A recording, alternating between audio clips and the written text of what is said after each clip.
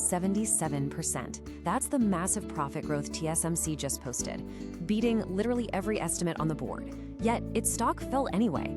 How does a company report such incredible numbers, only to watch its shares drop?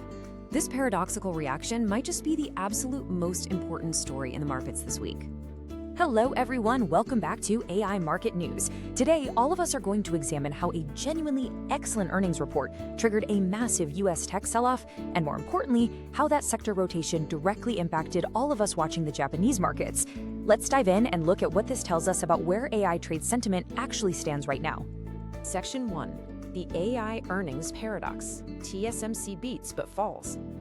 Let's start with the world's largest contract chip maker. TSMC reported second quarter net income up 77% year over year.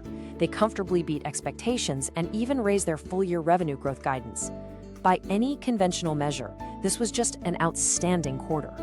And yet, based on available data, TSMC's US-listed shares actually fell 2.3% on the news.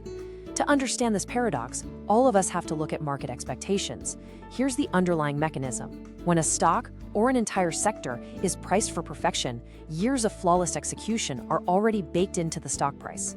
With semiconductor stocks up nearly 70% year to date, the bar for what qualifies as good enough has risen just as fast as the sector itself. So even great results can disappoint if they don't exceed those sky-high expectations. That dynamic played out across the entire chip complex. Memory chip names led the decline, with SanDisk, Western Digital, Seagate Technology, and Intel falling anywhere between 5.8 and 12.6%. The broader Philadelphia Semiconductor Index dropped 4.3%. Adding to the pressure, reports surfaced that Alphabet's next-generation AI model is running months behind schedule, sending its stock down more than 4%. This delay is making investors ask a really critical question. Is massive AI infrastructure spending actually translating into commensurate returns, or has enthusiasm simply outrun the fundamentals? Section 2. U.S. markets sector rotation, tech versus defensives. Now, it's crucial for all of us to understand that this turbulence definitely wasn't a total market crash. Instead, we witnessed a very specific rotation out of tech and into other areas of the market. As you can see in the chart, there is a stark divergence between the major indices.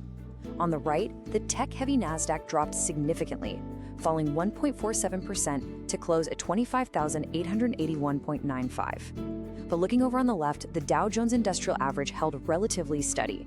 It was cushioned by defensive names, closing down a very modest 0.20% at 52,552.97. While tech sold off, defensive sectors like consumer staples, healthcare, real estate, and energy all posted solid gains. Companies like United Health beat estimates and rose, while Coca-Cola, Procter & Gamble, and Walmart climbed between 2 and 3%. So why does this happen? During periods of uncertainty, capital naturally flees richly valued, high-momentum growth stocks. Instead, investors seek the safety of steady, cash-generative businesses to protect their portfolios.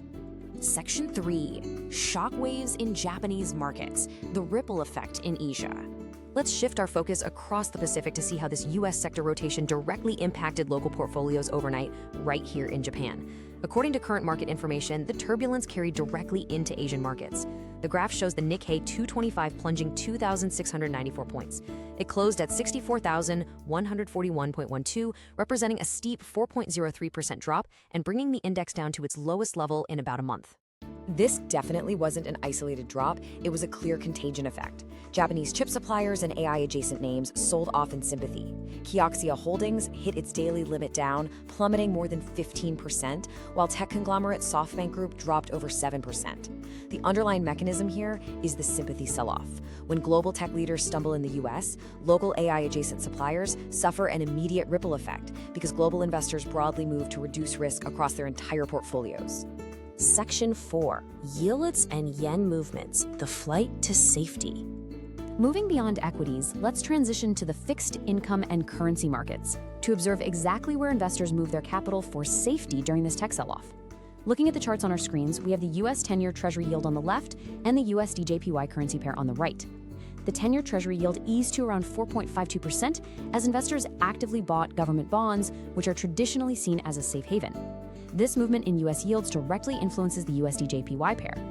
For all of us investing from Japan, Understanding this yield-currency correlation is absolutely essential. Here's why this matters. As U.S. interest rates fall, due to investors buying bonds, the interest rate gap between the U.S. and Japan narrows. This narrowing gap makes the U.S. dollar less attractive to hold compared to the Japanese yen, typically putting downward pressure on the dollar. Section 5. The Volatility Warning Sign. Option signals. Beyond stocks and bonds, we also need to look at what the options market is telling us about this week's AI stress test. The graph shows the VIX, often called the fear gauge, which jumped nearly 9% to reach 18.19. This is a very clear signal. It tells us that options markets are pricing in real, near-term uncertainty tied specifically to the semiconductor space and the broader AI trade.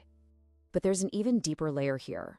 While the headline VIX at 18.19 looks elevated but manageable, all of us need to look at SIBO's VIX EQ measure, which tracks volatility across individual S&P 500 stocks rather than the whole index.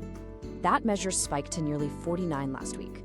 This matters because broad index-level gauges can mask severe turbulence happening at the individual stock level. It reveals hidden turbulence bubbling beneath the apparent calm of a market heavily concentrated in just a few mega-cap names.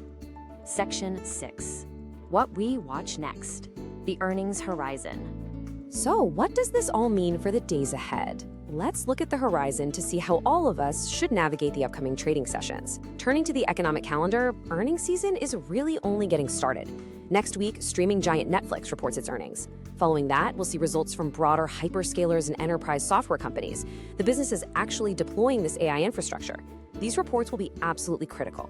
They'll help all of us gauge whether massive AI infrastructure spending is actually generating tangible returns outside of just the chip sector. That will ultimately tell us if this week's sell-off was just a healthy reset or the start of a more sustained downturn. The question for all of us now is simple. Are we witnessing a healthy correction, or has the AI bubble finally met a pin it just can't ignore? We'll find out next week. Thanks for watching. Please subscribe and hit the like button. This explainer was automatically generated by Gemini Notebook AI.